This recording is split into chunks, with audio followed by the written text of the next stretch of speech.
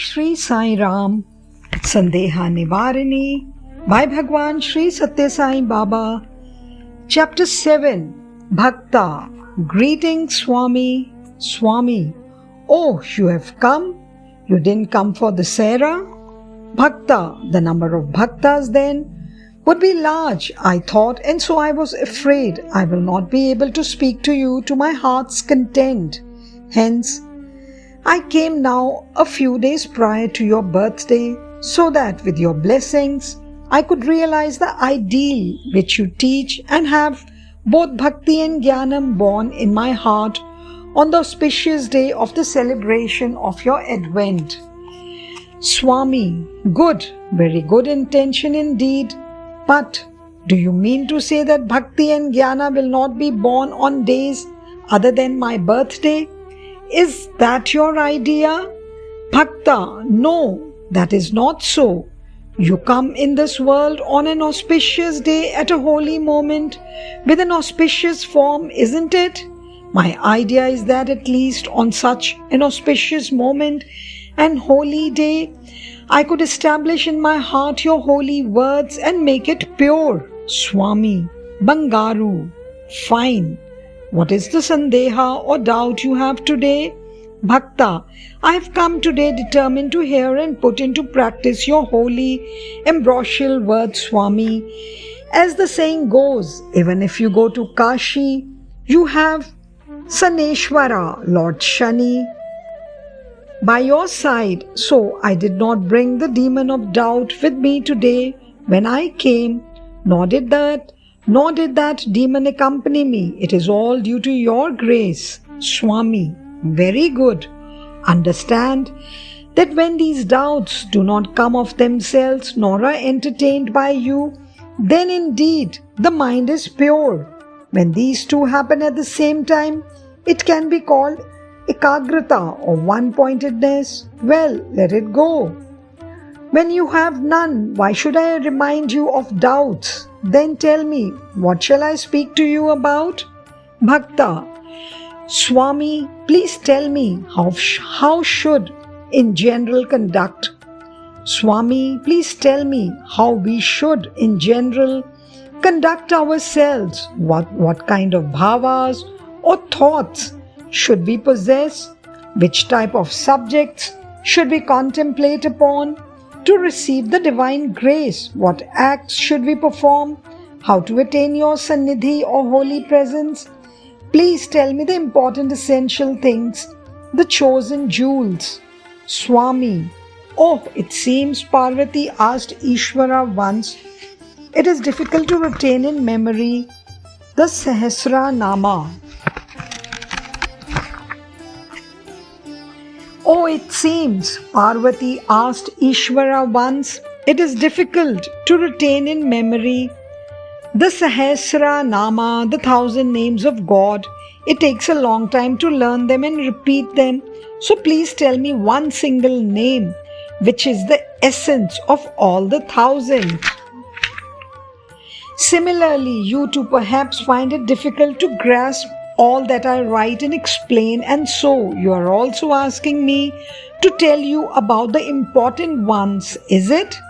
But you see, all names have one single essence. The subjects you ask about are different, though their objective and final result are one. The practices, the paths of activity cannot be one. They cannot all be summarized in one word. Still, I am giving you now some selected jewels, maxims of conduct that are essential. Collect and treasure them well.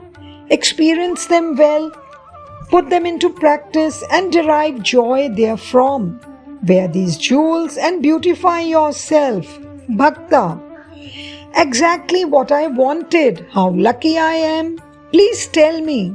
Swami, then listen carefully. I shall tell you. Number 1, prema, love, should be considered as the very life of man. Number 2, the love that is manifested in all things equally and in various forms. Believe that the same prema is Paramatma or the Supreme Atma God. Number 3, one must have a firm conviction that one Paramatma is in everyone in the form of Prema. Number 4, more than all other forms of Prema or love, man's first and foremost effort must be to love God immensely. Number 5, such love directed towards God is bhakti. That is the fundamental duty in life, the acquisition of bhakti. Number 6, those who seek the bliss of the Atma should not run after the joys of sense objects. Number 7, Satya, truth, must be treated as the life-giving breath of man. Number 8, just as a body that has no breath is useless and begins to rot and stink within a few minutes, similarly, life without truth is useless and becomes the stinking abode of restlessness and grief. Number 9, believe firmly that there is nothing greater than truth, nothing more precious than nothing sweeter and nothing more lasting. Number 10, truth is all protecting God. There is no mightier guardian than truth. 11, the Lord who is Satya Swarupa grants his darshan vision to those who have a loving heart and truthfulness in speech. Number 12, have undiminished kindness towards all beings and also the spirit of self-sacrifice. Number 13, you must possess Indriya Nigraha, Shanta Swabhava or quality of calmness and Viraga or non-attachment. Number 14, be always on the alert against the 4 sins which the tongue is prone to commit. Asatya, speaking falsehood. Paradoshana, speaking ill of others. Backbiting and talking too much. It is best to attempt to control these tendencies as much as possible. Number 15, try to prevent the 5 sins that the body commits: hatya or killing, vyabhichara, deviation from the norm or adultery, theft, drinking intoxicants, and mamsa, bhakshana, eating of flesh, and mamsa, bhakshana, eating of flesh. It is a great help for the highest life if these also are kept as far away as possible. Number 16, one must be always vigilant without a moment's carelessness against the 8 sins that the mind perpetrates: kama or craving, krodha, anger, lobha, greed, moha, delusion or attachment, orvalemi or envy or jealousy, dvesha, hatred, aham, self-conceit, and garvam, pride. Man's primary duty is to keep all these things at a safe distance from himself. Number 17, man's mind speeds fast, pursuing wrong actions. Without letting it hurry like that, remember the name of the Lord at that time and attempt to do some good deed or other. Those who do thus will certainly become fit for the Lord's grace. Number 18, first give up the evil tendency to envy at the prosperity of others and the desire to harm them. Be happy at those who are well-to-do, sympathize with those who are in adversity, and wish for their prosperity. That is the means of earning God's love. Number 19, patience is all the strength that man needs. Number 20, those who want happiness must always be doing good. Number 21, it is easy to conquer anger through love, attachment through inquiry, reasoning, falsehood through truth, bad through good, and greed through charity. Number 22, no reply should be given to the words of the wicked. Be at a great distance from them. That is for your good. Break off all relations with such people. Number 23. Seek the company of good men, even at the sacrifice of your mana or pride or honor and prana, life. But be praying to God to bless you with the viveka or discrimination needed to distinguish between the good men and the bad. You too must endeavor with the buddhi or intellect given to you. Number 24. He who conquers states and earns fame in the world is hailed as a hero, but he who conquers his senses is acclaimed as the conqueror of the universe itself. Number 25. Whatever acts, good or bad, a man may do, the fruits thereof follow him and will never stop pursuing him. Number 26. Greed yields only sorrow. Contentment is the best. There is no happiness greater than contentment. 27. The conspiring tendency should be plucked out by the roots and thrown off. If allowed to exist, it will undermine life itself. Number 28. Bear with fortitude both grief and loss. Try and search for plans to achieve joy and gain. 29. When you are invaded by anger, practice silence or remember the name of the Lord. Do not remind yourself of things which will inflame the anger more. That will do incalculable harm. Number 30. From this moment on, be determined to avoid all bad habits. Do not delay or postpone. They do not contribute the slightest joy. 31. Try as far as possible within your means to satisfy the needs of the poor, who are really the children of Daridra Narayana. Share with them whatever food you have and make them happy at least that moment. Number 32. Whatever you feel should not be done to you by others, avoid doing such to others. 33. For faults and sins committed in ignorance, repent sincerely. Try not to repeat such faults and sins again and pray to God to bless you with the strength and the courage needed to do so. Number 34. Do not allow anything to come near you which will destroy your eagerness and enthusiasm for God. Want of eagerness will cause the decay of the strength of man. Number 35. Yield not to cowardice. Do not give up ananda. 36. Do not get swelled up when people praise you. Do not feel dejected when people blame you. 37. If among your friends anyone hates another and starts a quarrel, do not attempt to inflame them more and make them hate each other more. Try, on the other hand, to restore their friendship and help them grow with mutual love. Number 38.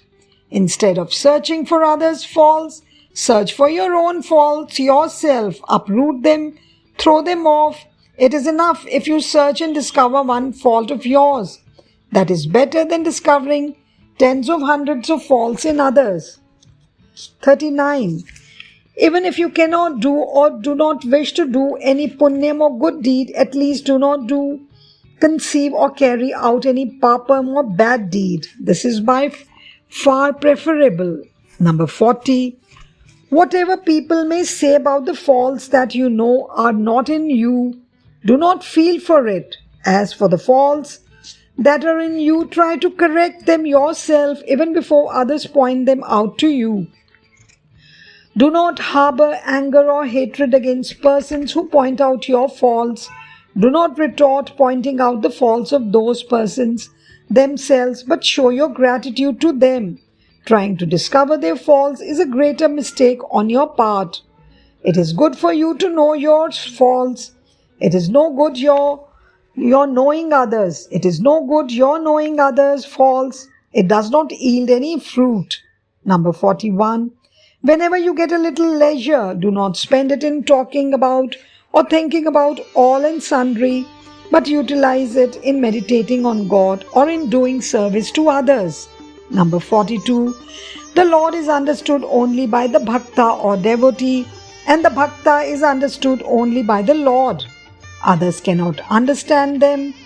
So, Do not discuss matters relating to the Lord with those who have no bhakti or devotion. On account of such discussions, your devotion will diminish. 43.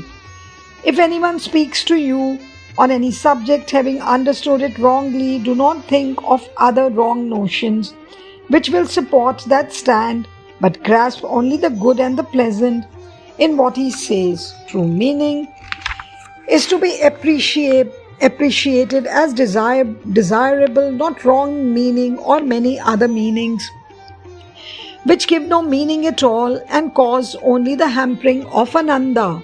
44. If you desire to cultivate ekagrata or one-pointedness, do not, when in a crowd or in a bazaar, scatter your vision to the four corners and on everything, but see only the road in front of you, just enough to avoid accidents to yourself. One-pointedness will become firmer if one moves about without taking one's attention off the road, avoiding dangers and not casting eyes on others' forms. 45. Give up all doubts regarding the Guru, preceptor and God. If your worldly desires do not get fulfilled, do not relate it to your devotion. There is no relationship between such desires and devotion to God. These worldly desires have to be given up someday or the other. Bhakti or devotion feelings have to be acquired someday or other. Be firmly convinced of this. 46. If you are not able to have steadiness of mind during your dhyana or meditation or japa, or if you are not getting the desired results, do not get dispirited with God. It will dispirit you even more and you will lose the peace, however small or big, that you might have earned. During dhyana and japa, you should not be dispirited, disgusted or discouraged. When such feelings come, take it that it is the fault of your sadhana and endeavor to do them correctly. It is only when in your daily conduct and in all actions you automatically behave and act in this manner and along these lines that you can attain the divine principle very easily. Therefore, hold on to these maxims firmly. Partake and digest these spoken sweets distributed on the birthday festival of your Swami and be happy. Have you understood? Bhakta. Your words are like Amritam or divine nectar, Swami. Yes, words of wisdom that lead to liberation. In all these ordinary dealings of life, man does not know the road. He falls on the wrong track with no books also to guide him properly. For all such strugglers like me, what you have said is prana, the very life. We are indeed blessed. Bless me that these words get imprinted on my heart and are realized in practice every day. There is no good in simply listening or reading them. It is only when your grace accompanies that they get strength. I shall take leave, Swami. Swami, all right, go and come for the birthday festival. There are just 7 days more, isn't it? Today is the 16th. Birthday is on the 23rd.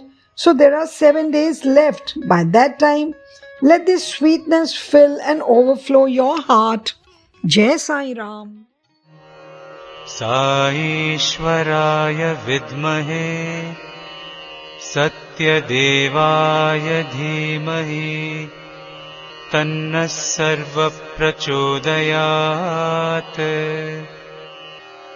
Om Saishwaraya vidmahe Satyadevaya dhimahi Tanna sarva prachodayat. Om Saishwaraya vidmahe Satyadevaya dhimahi Tanna sarva prachodayat. Om